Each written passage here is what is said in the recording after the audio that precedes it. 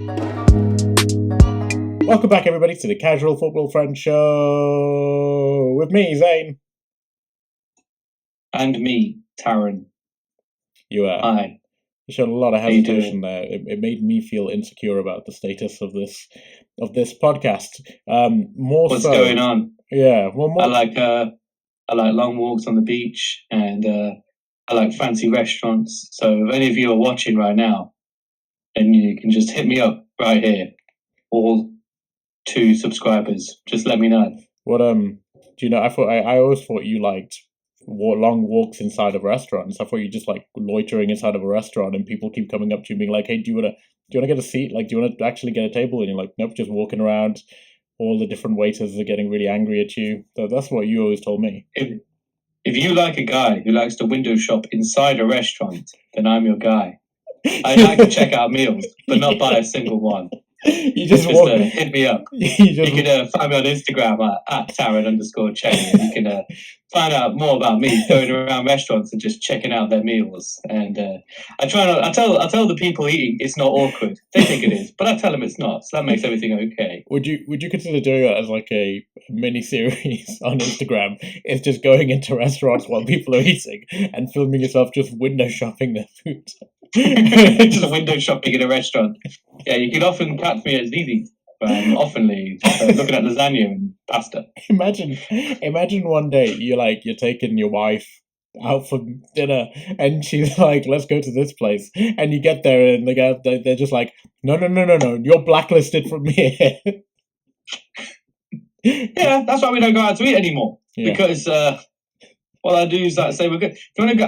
I don't say, "Do you want to go out for food?" I say, "Do you want to go out to look at food?" Yeah, and that's what we do. Yeah, exactly. Well, it's like bullseye. I say, "This is what you could have won," but we're gonna go home and have some toast. That's romance for us. This is what you could have had, but you got pregnant. So. Oh yeah. After 5 years of marriage, you got pregnant. So there you go. It's your own fault for lying back. Anyway, welcome. Now you're pregnant. Welcome back. Talking of football. Yeah, welcome. Talking of balls. Yeah. Welcome. Talking about lying back. Did you watch Ireland play yesterday? Hey, and we're off. And we're off. Here we are. Got him. I got the Irish, famously very kind people. That to be fair, every Irish person I've ever met are very lovely people. So England versus Ireland. That's nice disclaimer there. The Irish are lovely people. Now here's how they got battered 5-0 against England. They have great senses of humour. I'm sure they got something out of watching that yesterday. Because let's start off with the I want to say the elephant in the room. It's not really an elephant. It's a unicorn, isn't it? Because we're happy that it happened. We're happy that it came in.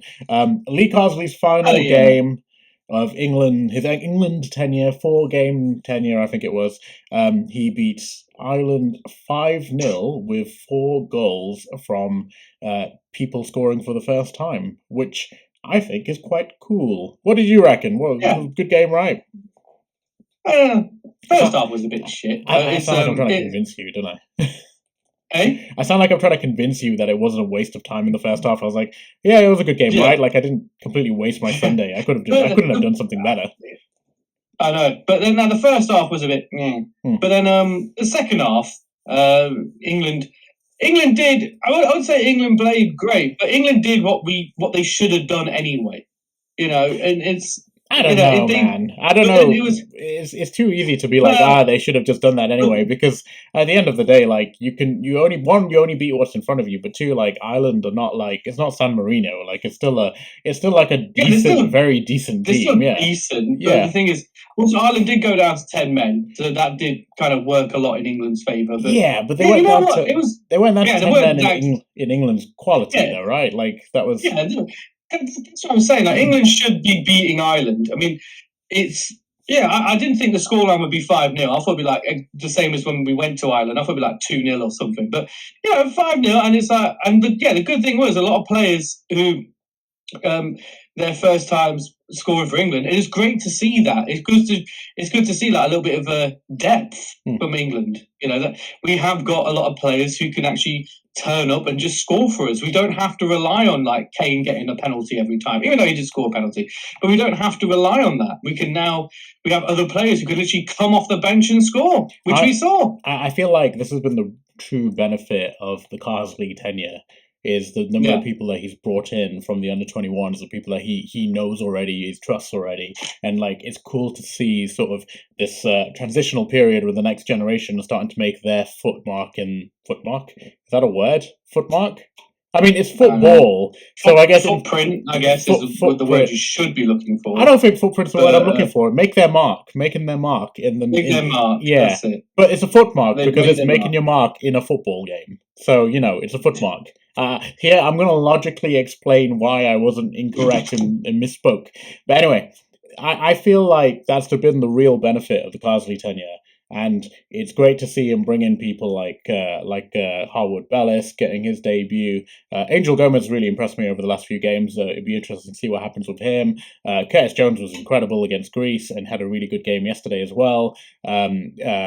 Who else was there? There was quite a few people. Livramento, Madueke.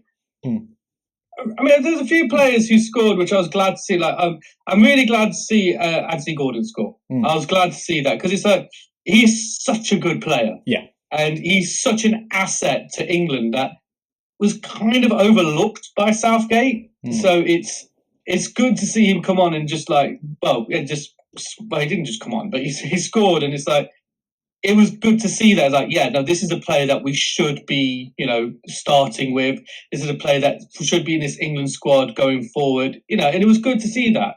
Yeah, Gordon, I really like. I think he's a hard-working player. He can go both on the inside and the outside, and you could see that against Ireland. I feel like the Ireland right back didn't actually have a bad game against him. Like in the first half, especially, he pretty much had him under control. Again, once they went down to 10 men, that was pretty much the decisive moment in the game. Although, again, I'd like to emphasize that that came about from England's sort of quality, if you know what I mean. Like, so. Oh yeah. Let's talk about this, right? Kane's cross or Kane's through ball for that first goal was exceptional, right? Like that was an amazing pass, and it's one of those qualities about him that I think people kind of forget sometimes because he's such a prolific goal scorer, such a great goal scorer, that you forget he's actually a very, very good passer of the ball. And the ball for Bellingham to then win the penalty, I was like, that couldn't have been more perfect. That was like prime Beckham, yeah, no, it was good to see because a lot of people forget that he's actually quite a creative player as opposed to just a goal scorer. And it's quite easy to just think that he is just a goal scorer because he scores so many goals. He scores so much. Yeah, he scores so many goals, and so it's quite easy to think that you can put him into that category similar to, like, say, a Haaland, where not that. You can debate whether who's better at scoring, Haaland or Crane, but we're not going to get into that now. But you can get into just thinking that he's similar to a Haaland, where he's just going to be a player who could just finish, and he's a great finisher. But a lot of people don't realise he's actually quite a creative player, and that cross that he put in for Bellingham, that was great. That was classic to see, and he does a lot of that in the Bundesliga with Bayern Munich. He does a lot of that. And again, it just gets overlooked by that because he just scores all the time, which I don't think is a bad thing in many ways. It's not. Yeah. It's not a negative, but then it's just another asset to his skill set that which is quite good to have. It was a good performance by Kane. He may be one of the most well-rounded strikers like in history when you think about it, because he is one of the few that I can think of that can play as both like a very good number 9 and a very good number 10 and sort of merge the two roles. He, the way he plays, he drops back, he can ping a pass from sort of going closer to the halfway line, and when the wingers move past him, he can find them or he can find the other midfielders. He's definitely one of those who I think England should just, when it depends on the game he's playing in as well, because he can't really play in those games where it requires like a high press, a high energy kind of game. And obviously, he's getting on as well. He's 31 now, so by the time we get to the World Cup, he'll be 32, coming on 33. And obviously, he's still a very, very good player, but we do have to kind of look past him in terms of the future. Although, to be fair, he'll probably play throughout the entirety of the Tuchel tenure, because that's only going to be 18 months as far as we're aware. He's one of those.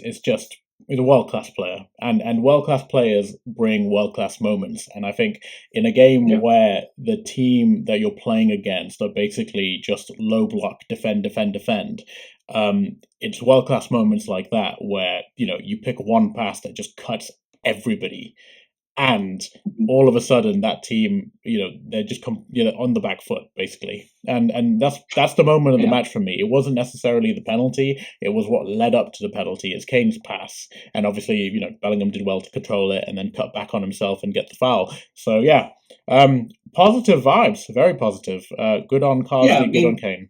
We knew that Ireland for the whole game was just going to sit back and defend. We knew that was going to happen. So it did take a moment of brilliance from a player, whether it was Kane, whether it was Bellingham, whether it was, Gallagher, whoever it was.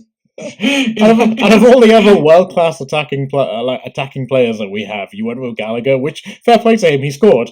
But he scored, yeah, that's true. He's not the first one you think of. It was going to take a moment of brilliance to just, not that I'm saying that Ireland aren't a bad team. Yeah. But like I said, it's sometimes when you're coming up with a team that's just going to defend for the whole game, it can be quite difficult, even if you've got a lot of quality on your side, to just break that team down. Yeah. And it takes a moment of brilliance to just kind of literally just knock them down. And then as soon as that cross went in, Ireland had a player sent off, and then literally it just went bang, bang, bang, bang, bang from there. Ireland just collapsed from there. It was like, it was like England in the old days, with Ireland. That's what it was. You say that Ireland, pre-2000, even the 2002 World Cup they got to, but Ireland have always been a very decent team, and in the 90s they were really good. I never said they were bad. I remember Ireland in the World Cup in Japan. Yeah, 2002. Yeah, with Robbie Keane and everything. When Roy Keane had a falling out with Mick McCarthy and to spend the World Cup walking his dog. But it's this this last period of Ireland where they've kind of regressed into being more like a, not, I would say, like a champion. Like how Wales and Northern Ireland and Scotland, the quality of the team is mostly consisting of championship level players. Ireland was always normally a cut above that, and then for a period Wales became even better, where they had Gareth Bale and Andy King, and obviously Andy King. You know what I mean? And Ramsey. They had a couple of world class players who dragged up everybody. And Ireland haven't had that since Robbie Keane retired. They haven't really had those players who are stand out. And I don't know if Evan Ferguson is going to be the next guy. I think, he's a very, very promising player, somebody who, depending on how Brighton end up developing him, he looks like he could be really good. They've got McAteer. They got McAteer, yeah, McAteer. I was happy to see him come on yesterday. Good old Casey. But I think with those, we look at Scotland, Republic of Ireland, Northern Ireland, and Wales. They just they have little eras. You find they'll be they'll never qualify for anything for many, many years. And then suddenly they'll have a little spark moment where they've got some quality players, like Wales did when they had Gareth Bale, when they had Andy King, and they actually had a few decent players, and they had a good run at the Euros in 2016 when England had a terrible one. But then they had a good run at the Euros. But then it never lasts. It can't last. They don't last long. Yeah. But that's the thing, with England, because England's got they can always replenish. And that's what happens when you've got big footballing nations like England. Well, England, I like to... we've been in 2 Euros finals. We're big. But then there's, but we look at France, Germany, Portugal, Spain, Italy. They might have the odd, years where they dip down, but then they'll always replenish and come back because they've got a huge academies. They've got, that's what it is. They've got massive leagues as well. So it's the nations don't. It's the sheer size of the countries as well, generally speaking. It's a population thing as well. It's a population thing. England, obviously, not the biggest country, but has the best teams. So generally speaking, that kind of filters through. But if you look at the biggest countries in the world, they're usually the most successful. Germany's fucking massive. Obviously. I said that and then thought to myself, well, what about Russia? Which is, but you know what I mean? A country that has a strong football focus. Well, Russia back in the day when they were the Soviet Union were a very good team. Back in the day. Again, it's hard not to at that point though, because they were basically consisting of like 15 different countries. So you know what I mean? The talent pool is so big. Yeah, I mean, the Soviet Union was the first ever team to win the Euros. They were a formidable team back in the day. But but again, as time goes on, but Russia, they've had decent teams. And even post Soviet era, they've had decent squads. It's just obviously in recent years it hasn't come to much, and we all know why that is. Yeah, because their national sport isn't football; it's fighting bears. Obviously. Oh, bloody hell. Yeah. Pull that one out, didn't you? No. I thought you were going to say that. I thought you were going to say like ice hockey or something, but no, you went with fighting bears. So that's what they do. That's how they become amazing MMA fighters. Not everyone in Russia is Khabib. Okay. Everyone in Russia in my head is basically like a ready-made MMA fighter. That's their fucking sport, man. Like yes, everybody in Russia is just a mixture of Khabib and Putin. That's all they are. Where does the Khabib start and the Putin ends? If you've seen Rocky IV, that is basically what Russia is. Well, I mean, to be fair, Dolph yeah, I was gonna say Dolph Lundgren is definitely not Russian, but he did a good job. I know he's not. Yeah, I mean, he was playing a character. Yeah. It was a film. I'm aware of that. Yes, that is a film. Yes. Yeah. Yes. I mean, you have to make a point that Dolph Lundgren isn't Russian. I was complimenting Dolph Lundgren in that film. To be fair, he hasn't. He was He-Man as well. So good on him. Anyway, moving back to Ireland. I I guess it'll be interesting. I'll tell you a little thing actually before we move on. You auditioned for He-Man, but you didn't get it because you were. No. There's a little crappy joke here. Okay. I was at a gig yesterday, and there was an act called He-Man. He-Man. Indian guy, so He-Man? I don't know. He said, I said, what's your name? He goes, you said my name's He-Man. You said the same word, but with an accent. You just went He-Man? That's I said, what's your name? He goes, He-Man. And then he goes, oh, what's your name? I went, Skeletor. It made me laugh. Did he slap you when you said that? No, but he pulled out a sword. He pulled out. I was going to say, yeah. The power of Grayskull. I'm going to fuck you up. Yeah, that's what he shouted. He didn't use that one line. He didn't make one He-Man joke for the whole thing, and his name's He-Man. You'd think he would have like a good 5 minutes of just He-Man jokes and talking about like, oh yeah, I got a cat. As you should. Yeah, we're called Battle Cat and whatever. I don't know. I did you actually watch He-Man? I'm not old enough, so I barely know the references. I'd like us to get back to football. I think we've digressed a little bit too far now. Yeah, it's fine. Stop. You got to have like the yes and mentality. You're supposed to be a fucking comedian. You're meant to be able to roll with it. It's fine. So are you. Exactly. You're so serious on this podcast. Yeah, when we're talking Leicester, but it's only England and Ireland. It's fine.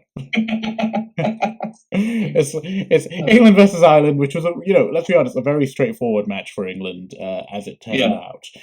There were a lot of positives, but I think we're at a point where we want to see what the Tuchel area, the Tuch can bring to us as a nation and as a style wise and in terms of a team. What do you reckon? And what's he going to change? Is he going to keep with the youth, or is he going to change it up and have a 3-4-3 for every game? Or it's hard to say.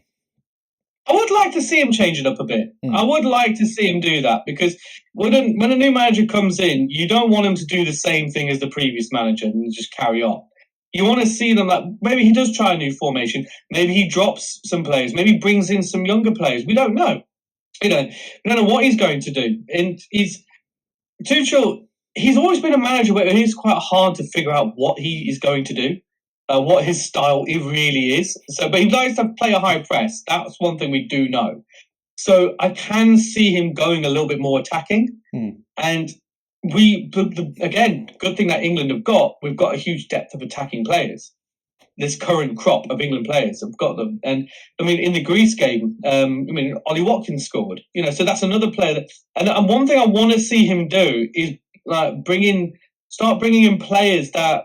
Like I mentioned Anthony Gordon earlier, so start bringing in players that were a little bit overlooked by during the Southgate era. who are actually quality players that we know as fans we were just begging for Southgate to play them because we knew they would make an impact and we knew they would change the game up, but Southgate never did it. So I want to see Tuchel just try and be a bit risky with England. It's just you've got a huge depth of players to choose from. Yeah, why not change things up a bit and see how it goes? That's what I really want to see him do. Just like because I can see him going a bit more attacking. So I want to see him just utilize a lot of the players that have been overlooked in the past. Yeah, I mean, you find that like if they're good enough, they tend to end up being there or roundabouts like eventually. Yeah. So a good example of that is someone like Anthony Gordon. Like, yeah, he didn't get his time to shine in the the Euros, but he has eventually now become like, oh yeah, you're starting on the left wing.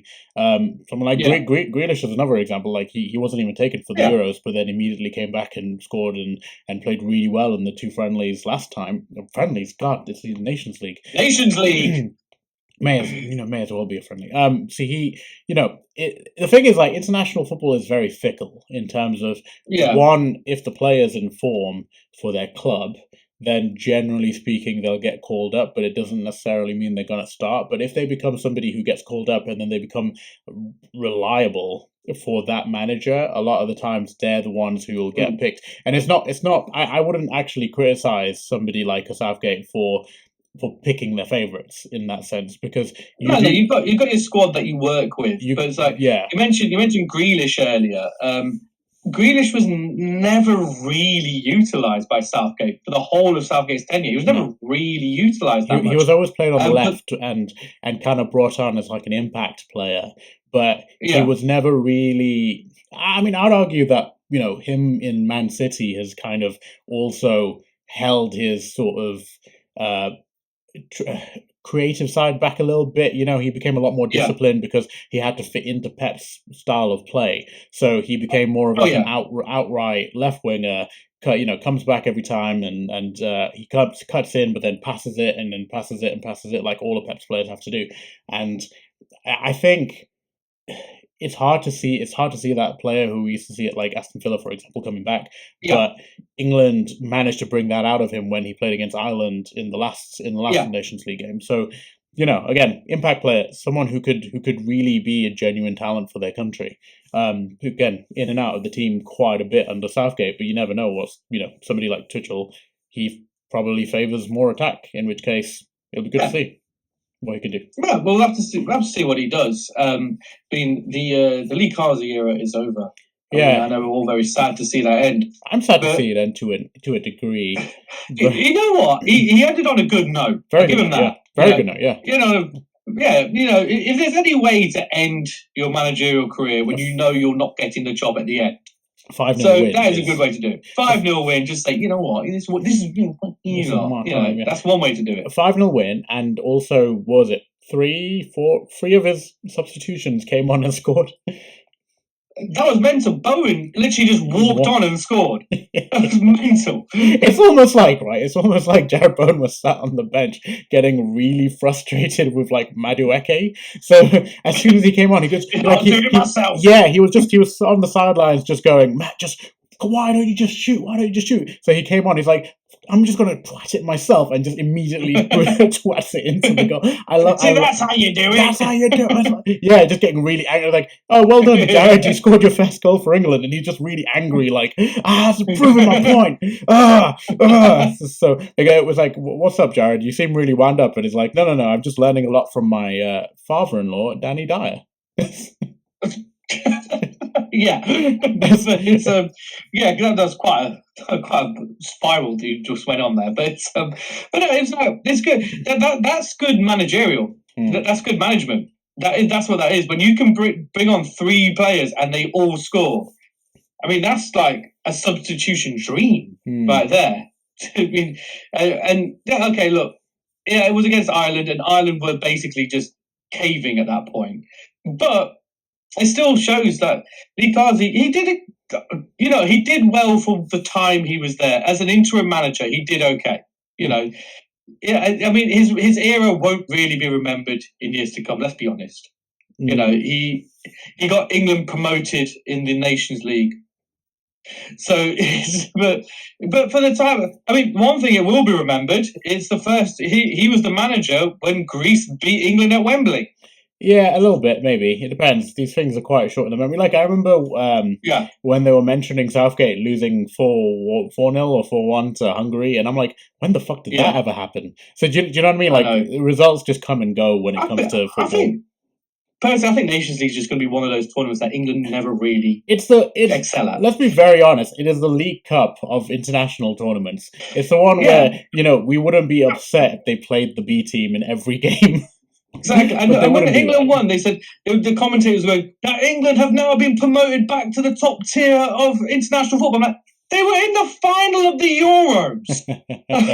I mean, how are they not in the top tier? I mean, how could you overlook that? It doesn't help that, the commentator says that, and pretty much all of us as fans just go, meh.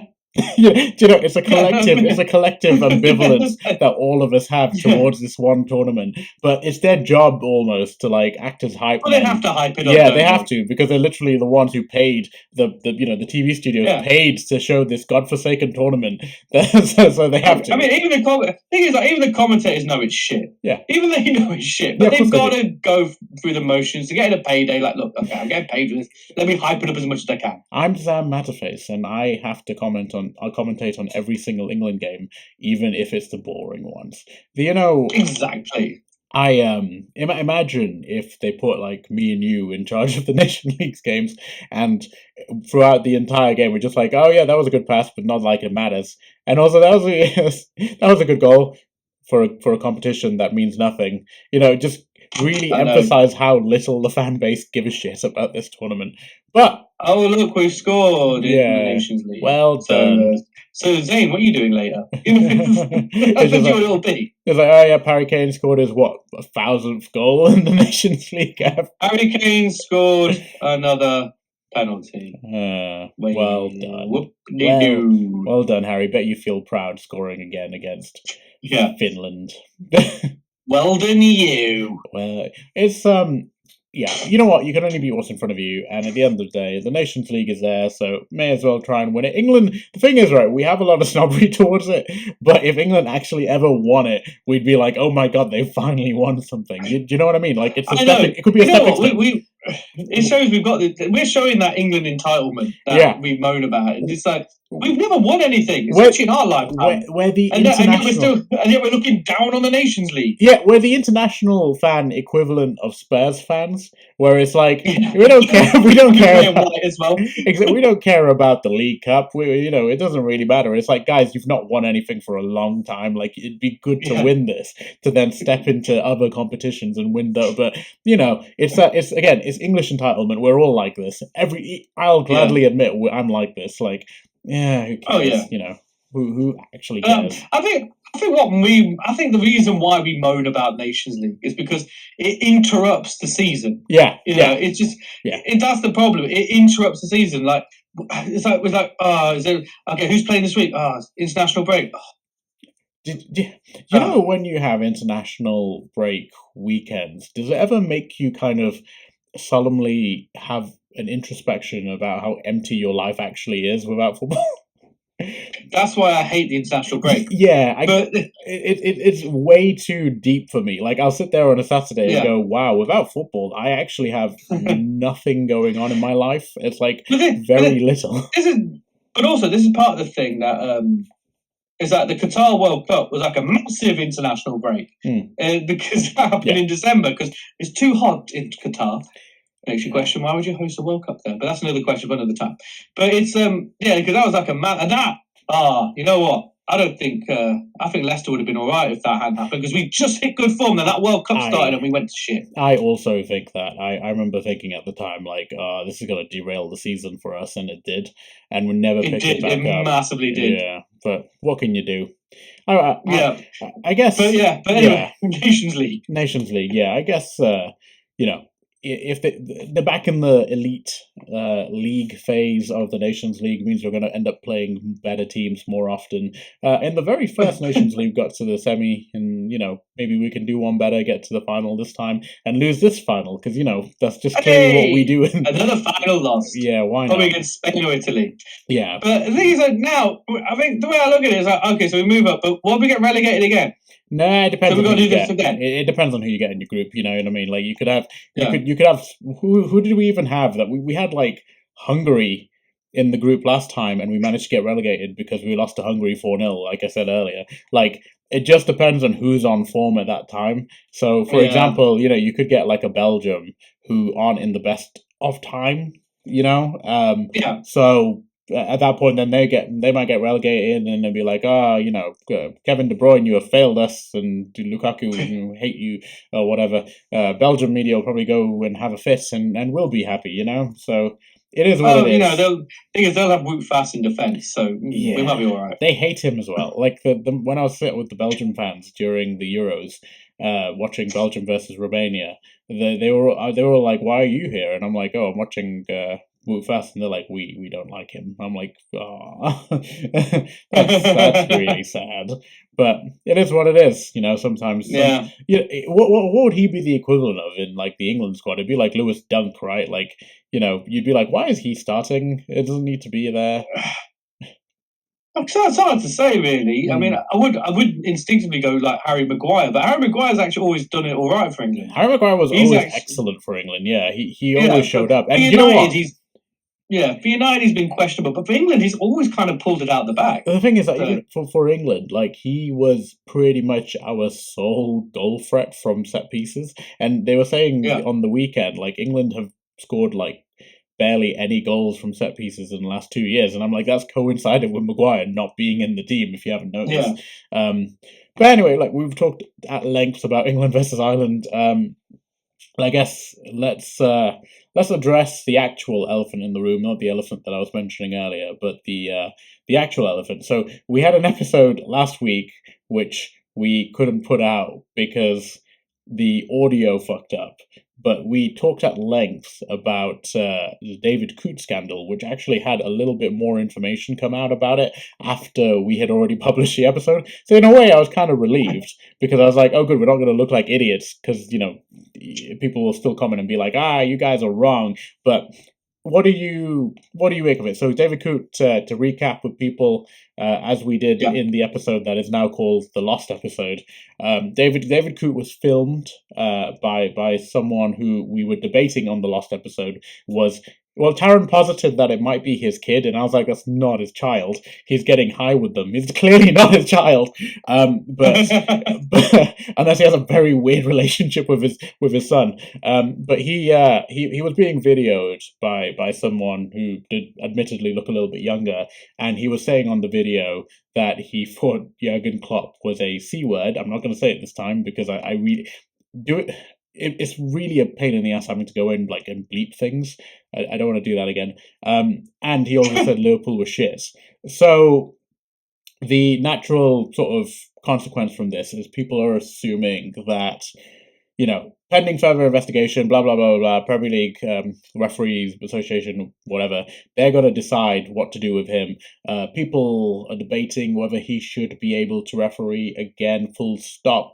And some people are like, it shouldn't be full stop. It should be just not in the Premier League. It should be just not Liverpool games or teams that are being affected by Liverpool. What is your opinion on the potential consequence? Because I think we kind of discussed this last time on the Lost episode, but I personally feel like he's just basically been caught doing something that your average British worker does, which is bitching about colleagues.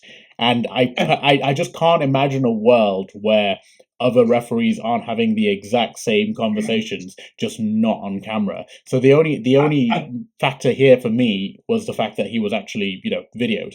But what do you reckon? I think the thing is though, I think you hit the nail on the head because it was on camera. That's what it was. I mean, we all bitch about colleagues all the time. We've all done it in the past. If you say you haven't, you're a bloody liar. You're the one they bitch about. Yeah, you're the ones they're bitching about. That's what it is. It's but I think, but the difference is once it's whether you posted it or someone else posted it, the fact it's been posted online, it kind of falls under that line of professionalism, and it's just like you may not like a colleague. That's fine. You're entitled to not like a colleague. There's nothing wrong with that. Well, it depends on the situation, but there's nothing. You're not entitled to like everybody you meet in life. That's fine. So you might have some colleagues that you don't like, but then if someone's recording you and you're getting high, and you're then bitching about that colleague, and then someone posts about that colleague, about you bitching about that colleague online, it falls into that. I mean, it might be a HR issue in many places. It would be a HR issue, and it's posted on social media, and it's like I mean, I think the thing is that people like footballers, like especially managers like Jurgen Klopp, have got a bit thicker skin. I don't think Jurgen Klopp will lose any sleep over it. I don't think he's going to be like, oh my god, he moaned about me. I can guarantee somebody would have been like, Jurgen, what did you think about David Coote's video where he called you this? And he went, who? Do you know exactly? So that's what I was saying. I don't think Jurgen would even think twice about it. But it falls into that professionalism, and also if we look at the other angle, he's getting high with somebody, and it's filmed and it's been posted. Again, can we just talk about the coverage of the getting high aspect, right? So I said it on the last episode. I was like, you can kind of tell by his eyes that he's a bit munted, yeah. And the day after, the information that came out, the Sky Sports News had a little yellow headline across the bottom of the screen that was like, there was a white powder substance that was found in David Coote's video, and I was like, "What it could be?" Whoa! And I text you a screenshot. I text you a screenshot. Just went, called it. Yep, called it straight away. He's definitely not just drunk in that video. You can see it by his eyes. He's definitely he's hardly had a Budweiser there. He's been doing a few lines on that one. So I think then it shows that he's, again, it falls into professionalism. It's as funny as it is for us to watch and talk about it. As a professional referee in the Premier League, you can't go around doing a few lines and then bitching about managers with someone who's probably, just not even finished their GCSEs yet. You can't go around doing that. What I'm imagining is like him doing coke on the actual match day, and that's what helps him get up and down the pitch, basically. Hey, you know what? Everyone has their foibles, and everyone has their little rituals as well before they start a game. Some people like to do stretches. He likes to do a few lines. Maybe that's what it is. Oh man, it says a lot about what the current sort of climate of conversation is, that people are like, this is cancel culture, and it's like to think that this is like something new that is only going to happen in the modern day, that somebody has been found out doing something like which is sus. This would happen to anyone who has a job. That you know what I mean? I think it's very, very. It's not very. I think it shows a little bit of immaturity to call this cancel culture. This is not cancel culture. No. This is just unprofessionalism. If you were in any other workplace and you were snorting a few lines again with a guy who looks like he hasn't finished his GCSEs, we should clarify. We should clarify that's not on the video, because he's not actually snorting lines on the video. He's not snorting a few lines, but we know he's if someone's eyes are like that, he's tweaked on something. But I would also argue that when a company is presented that kind of evidence, they should only really be judging it according to what is matter of fact on the video, if you know what I mean. Like, I don't think they should be inferring that he's been doing coke, because that's you know what I mean. There's no evidence at all that he did anything. No, but that's not what I'm talking about. I'm not talking about like the evidence aspect of it. I'm saying he wasn't actually doing that on camera, so they shouldn't really be inferring that he was doing coke. Like, as far as a HR department is looking at that video, HR department now. Yeah, he's probably you can argue that he's probably just really, really intense. really, really intense. But that's a matter for his legal team. Like Karen in HR, that's not going to go down well with her. Yeah, I don't know, man. So what do you reckon? Forget about the professionalism side of things. Like, what do you reckon in terms of the actual like refereeing side, the Premier League side, the whether he should be refereeing in the Premier League? Obviously, I think if anything, he should be refereeing in the World Cup now because of that. I think he deserves a promotion for being honest. No, go to. Look, again, it's up to the Premier League to make that decision. Personally, I think that you have to suspend someone like that. You can't keep them around after that for like straight away. You come like, well, I'll see you on work on Monday. You can't have that. It has to be suspended. I don't think he should like have to quit his refereeing career altogether. I don't think that should happen. Maybe like spend a couple of seasons down in the Championship and then maybe come back to the Premier League. And because a lot of these things, this seems like one of those stories. That in a couple of seasons' time we'll kind of just laugh about. Like we'll laugh about it, but we won't think that much about it. I do want to bring up a story. Now that you've just reminded me, because I was thinking like this is actually quite a good counterbalance to the idea that he should never referee again. So there is a Spanish referee who back in the day was found of actually taking bribes. He's still a referee today because he actually was given the chance to have a retribution, to be able to what do you call it?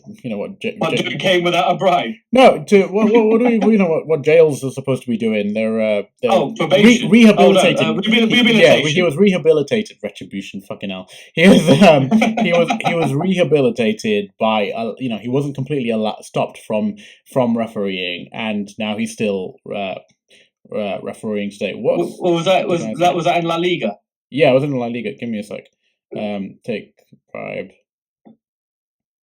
So the thing is that while you're looking for that, that's because La Liga will have to make their own decision on that one, and it's the Premier League. I don't know what their rules are around it. I don't know any refs in the Premier. There might be a few refs in the Premier League taking bribes. We don't know. I mean, maybe back in the day, but I feel like there's a lot of protections against that kind of stuff nowadays.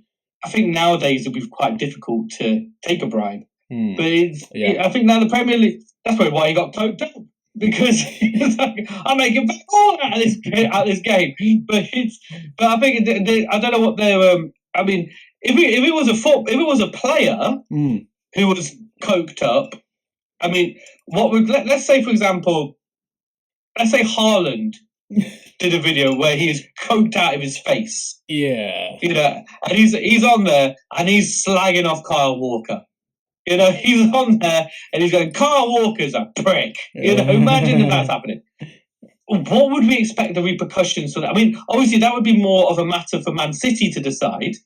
But what would we expect the repercussions of that to be? I would argue that in that scenario, because you've given Haaland as the example, I think they would play the mental gymnastics card, defend him as much as they can, say that he's going to have some kind of rehabilitation and program to work through, and then put him back in the team because he's so talented. Because a good case in point here is Mason Greenwood. If anyone else had been charged with that kind of stuff, if anyone else had been charged with that kind of stuff at the very beginning of the before anything was proved or whatever, they would have been fired. But because he was very, very talented and Man United saw a lot of potential in him, they kept him on the books. They were like, we're going to back you and, keep you sort of on the side. But you see what I mean? So it depends on what players do. So you're talking about the profile of the player. If the player's profile is high, then they will just do everything they can to keep him in there. But if the profile's low, let's go to Chelsea then. I mean, let's say Dewsbury Hall at Chelsea had Kiernan Dewsbury Hall. He got coked up, and then he said, Enzo's a prick. How far? Okay, I think that Kiernan might be shifted out then. Yeah, he would be. But also, how far can we talk? Speculate on this? Speculate is the wrong word. How far can we imagine this kind of stuff before we are subject to libel for that kind? You know what I mean? Where we end up actually starting. We might actually creep onto something. Yeah, I don't want to get in trouble with KDH of all people. You know what I mean? I would say that a referee is held to a different level of professionalism than your average player. So because at the end of the day, like, I wouldn't know who David Coote is if it wasn't for the fact that he had this scandal, No, and I'm assuming I most mean, football fans are in that position as well. So oh yeah, it's definitely he'll be on I'm a Celebrity in a couple of years because of this. yeah, But I think. I think I agree with your point, but that they are held to a different standard because in many ways they are kind of like in a weird sort of way they're like the teachers on the pitch yeah, in many ways. If you get what I they're mean, not the stars they're of meant the to keep the show. things controlled. That's They're the not the big difference. Yeah, stars. they're not No, the stars of the show, so they're not the they're given stars. less leeway in terms of how you judge them because Yeah, really they're a lot more expendable than like your average player in that sense. yeah, yeah. No one's going to buy tickets to see the ref. No, You know, exactly. They're very expendable. you know. There might be some people who do, but yeah, no one's going to buy a ticket to see. Oh, mate, Howard Webb's referee today. Whoa, no one's going to do that. But I think, yeah, personally, I think he will be suspended. How long that suspension will be, I'm not too sure. But he will. He'll probably do some. We probably won't see him ref in the Premier League for any time soon. Probably in the Championship, but I don't think he won't. I don't think he won't ref in the Premier League ever again. Yeah. Maybe in the future, but just not anytime soon. I hope so. I hope there is a way back. There should always be a way back, I think, with these kinds of things. Yeah. And at the end of the day, like, it probably isn't any water off of Jurgen Klopp's back that he said these things. And Liverpool, he probably just can never referee a Liverpool game or a Liverpool affected game for a very long time, and even then, people will know there's a bias to it. What we were talking about last week as well is like what I really don't like is that this is only going to feed into that conspiratorial nature that a lot of football fans have, where they genuinely believe that a lot of referees have it out for their team, and I think this is gonna plays into that. Yeah, this plays into that. This actually reinforces that. When in reality, it's not real. It's a fucking conspiracy theory, but it just plays into what football fans feel. But there might be some reality to it. But maybe this is just like we're seeing behind the curtain kind of thing. Maybe we're just kind of seeing like. Maybe a lot of referees do have a bias. Maybe they do, Yeah. If Coots does come back, maybe if he does ref in the Premier League, he might just be reffing like relegation games. Like the lower half of the league. He might just be resorting to that, which probably still wouldn't be a very bad paycheck. It'll still probably be pretty good. Yes, it's the same. I'm assuming the paychecks are basically the same, as long as you're in the league itself. Yeah. So yeah. I think the paycheck is probably the last thing on his mind right now. I think for him it's basically just, can I ever referee again? Full stop. Which I think, God forbid that ends up being the outcome of this whole thing. It's like, I guess he has to work out a backup plan to his life. But yeah, you know what? We can only good to have something to fall back on. Something to he could always move to Colombia, as he seems to have established interest in. This is why my parents always said, "Get a trade behind you. Get a trade." So you got something to fall back on. Get a trade behind you. Drug dealer. I never did. Yeah, but they always say, "Get a trade behind you." Nice. Let's. I guess we can only kind of discuss this further when eventually the outcome is there. But I mean, how far is this story going to go? Let's be honest. I mean, probably it's definitely going to be out. How much further can we take this story? It's definitely going to be out the zeitgeist pretty soon. Like the results will come out. People will have opinions about the results, and then that'll be it. And then David Coote will be again another nameless referee that we don't ever really pay attention to. One thing I did want to talk about, which is kind of along the similar lines, but not one for one, obviously, because that was a very specific scenario. So Rodrigo Betancur was given a 7-game ban for the comments that he made on Song Hyun-min's Instagram post, and he was fined 100 grand, which obviously 100 grand not too much money for a footballer, but 7-game ban seems a little bit excessive. And okay, so what happened is he was adjudged to have said something racist, but the intent wasn't there. Basically, I don't know if you have like the ability to quickly look at what he said, but I don't really want to repeat it just in case it is kind of racist, and like I don't want to. The thing is, I don't follow Song Hyun-min on on Instagram. Really? Because I don't That's follow. wild, considering he's like, he's your favorite player and also might be your cousin. Yeah, I know, it's strange that, isn't it? Yeah. Considering I don't support Tottenham, never have supported Tottenham, and have never followed any Spurs players on social media. That I don't follow Son. But you're part Korean, surely. Like, I'd figure at this point you'd have owned up to anyway, the post. But I do like kimchi. Yeah, well, the post. Obviously, there was offence taken from that, and what happened is Son kind of like very openly said like it's okay, and he said he didn't take offense from that, but the league have kind of come out and said that we have taken offense on behalf of Son, and you are now suspended for 7 games.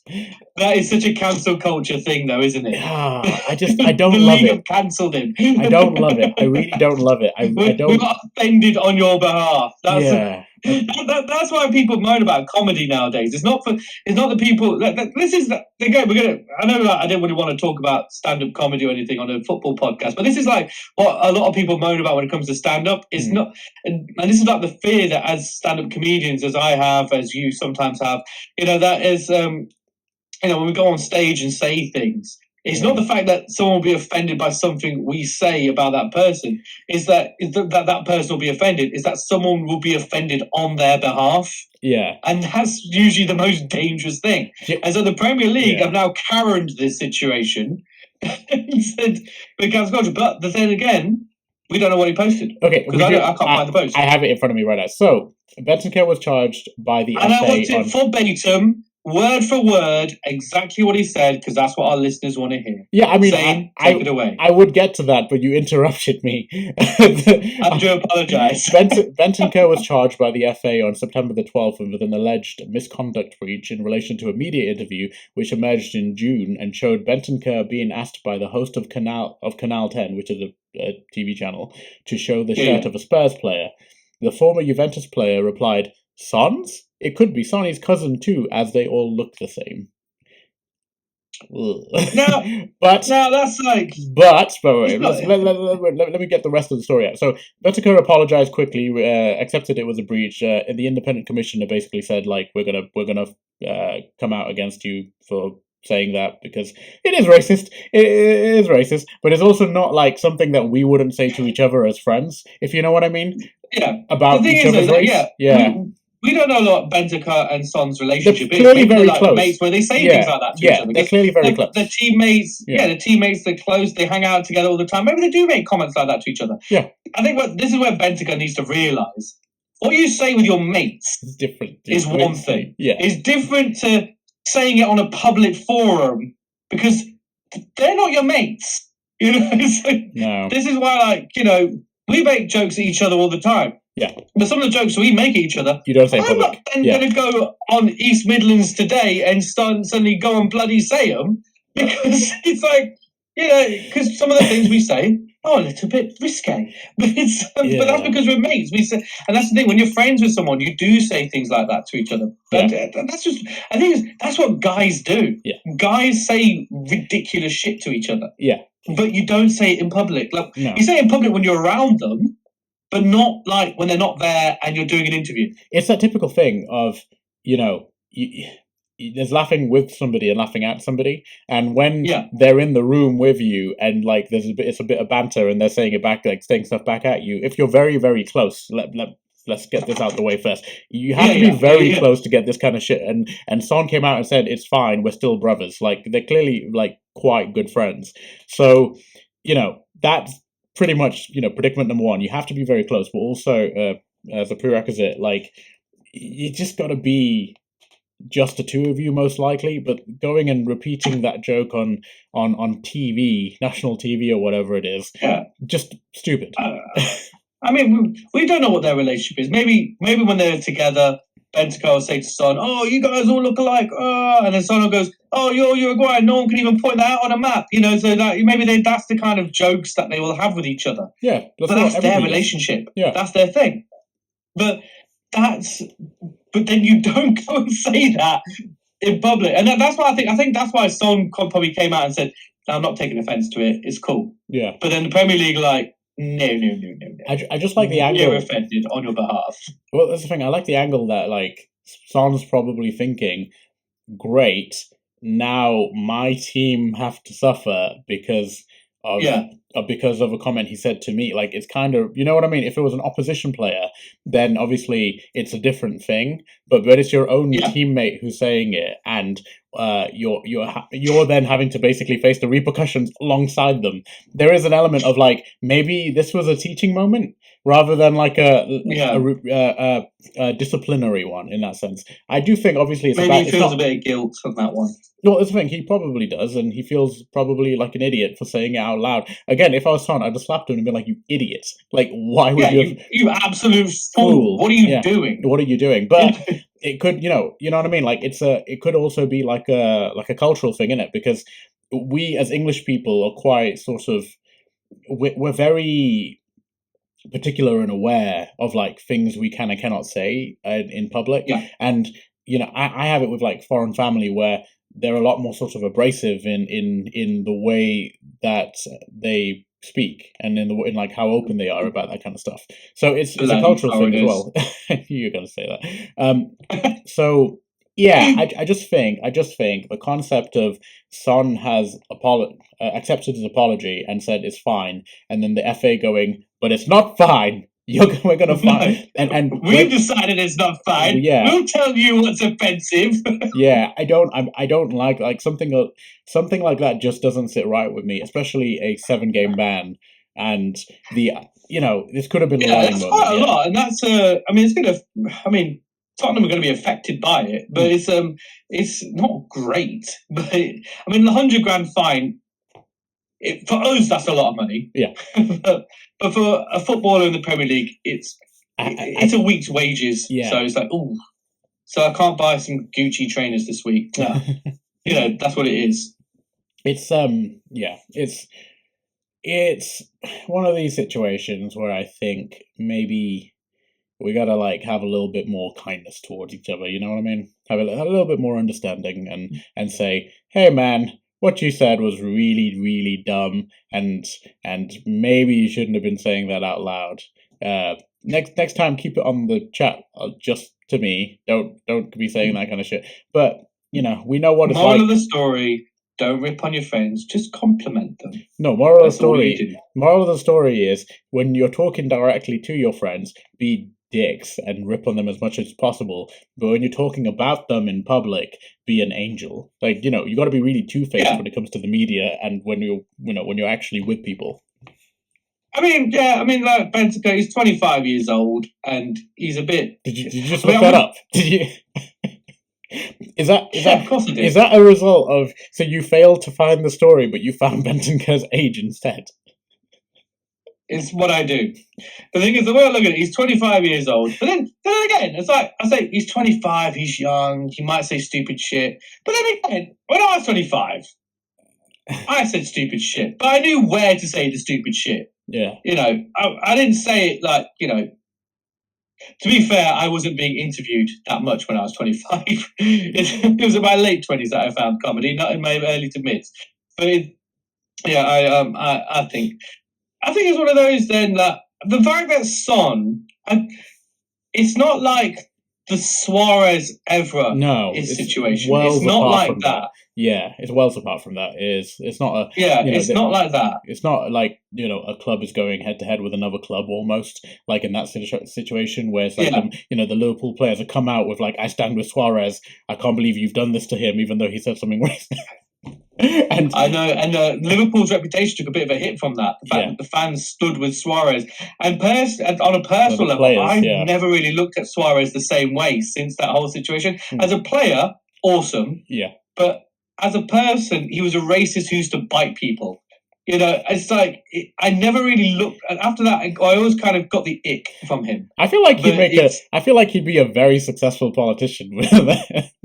Oh yeah, how he spanned that one, I have no idea. But he was racist, and people celebrate him. How? You asked how. I think it makes a lot of sense in the context of the modern day. it's not like the Suarez Evra situation where that was toxic. Yeah. And that was like, I remember that game when they played against each other and Suarez bloody scored. And then when Man United won the game and Evra was now celebrating right in Suarez's face. Yeah. And then they wouldn't even, and Suarez was the one who was racist and wouldn't shake Evra's hand. Yeah. I mean, like, could you be more of a twat? Yeah. But this isn't like that. I think this is just two mates where they say this shit to each other all the time, and then one of them didn't quite understand the rules and got it wrong. It's a place and time. It's a place and time thing, and he just he dropped the ball on it. But he'll probably have learnt his lesson. I don't know. Maybe not. Maybe he'll come out and say something about like one of the other players. And as soon as the 7-game suspension is over, he'll be like, Pedro Porro, you're a Spanish coach. Maybe he just goes on a tirade about all of them. Solanke, yeah. You never know. Maybe he just goes off on one, or maybe hopefully he learns. And the one thing I would say he needs to learn from this is, I wouldn't even say like, oh, he needs to like have racial rehabilitation from this. No, I would say like he just needs to learn the right things to say in front of the right people. What's the wrong thing to say in front of them? What's the right thing to say when you are being interviewed on a national circuit? Do not make a joke that Son and other Koreans all look alike. Do not make that joke. I also when you're hanging out with Son at the pub, do that, but not.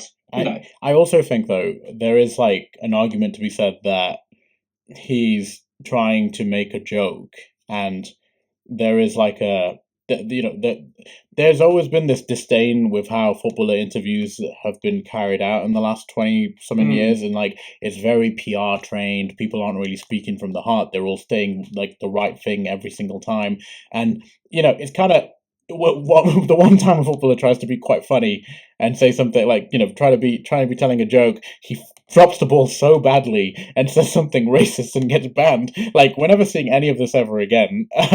No. Yeah. I don't think we'll ever see a racial joke from a footballer ever again. It's such a shame. No, but here's the thing, right? Like, I feel like a hypocrite admonishing him for telling a joke, because that's literally our jobs. So it's... I know. And I'm sure if you take out of context certain things that we've said on stage, I'm sure that, it's arguably worse. You know what I mean? So in that sense, I feel for him, but I also think, you got to know your place in this world. And you got to know the time. Yeah, you're not a comedian. You can't get away with it. Yeah. And you also we do the jokes around here. Yeah, you do the football. Yeah, this is the point we were trying to make. This is the reason I brought it up, because we're gatekeeping. Whereas it's not because we didn't want to discuss this like a serious conversation. It's all just about gatekeeping, and people need to stop stepping on our territory. These footballers trying to be comedians. Yeah, that's what we're really mad about. How dare he make a joke? Exactly. Bullshit. I'm gonna go steal it. I'm gonna go steal it and say it on stage and see what happens. Yeah, you don't see me kicking a ball around, do you, Betancur? Yeah, maybe I should play for Spurs and not win anything ever. I was gonna say, you've already fit the criteria there.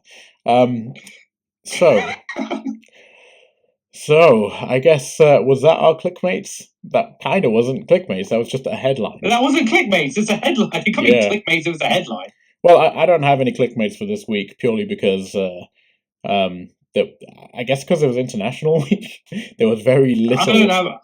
I don't have any because I didn't look for any. Yeah, you never do. I do all the work. I think the fans even know this. The fan even knows this, that there is I do all the work on this podcast, and you just kind of show up sometimes. Turn up. I turn up. That's what it is. Yeah. I don't remember. Just like my normal working life. I turn up. I don't do anything, but I turn up. You do. It's one of those where I'm trying to rack my head back to last week in the last episode and remember what we talked about then, and I can't remember what we were talking about. I just remember at one point you talked about Joey Barton, and I got really annoyed at you. So I don't remember, but I think it was the David Coote thing. Actually, it might have been the David Coote thing. We were talking about swearing about managers, and we went on the David Coote thing for quite a while last time. So good for us. We mentioned Joe Barton and something, I don't know. Yeah. A lot of things happened last week. It is what it is, Well, we'll be back to normal from next week, because next week, thank God, the Premier League is back. We won't have any international breaks now until the new year. We can just go, straight into the Premier League, head down. Everyone just works as hard as they can to get us to the new year. Those footballers are playing football and we keep recording podcasts, and I think we're going to have a good time in the new year. That's it. But also, we are now coming up to the period I always say, when it comes to Christmas, we see where we're at. And we are now coming to that point. Yeah. It's now coming to that kind of moment where we're starting to see where the league is going to kind of pan itself out. And that usually happens around Christmas, a little bit afterwards. Yeah. So we're now coming to that period right now. Yeah. So it's a very interesting time in the season right now. Exactly. And I'm looking forward to talking about it from next week onwards. So I guess this is it. Thank you all for joining us today. I've been Zane, and you have been? I've been Taran. And we'll see you next time. See you later.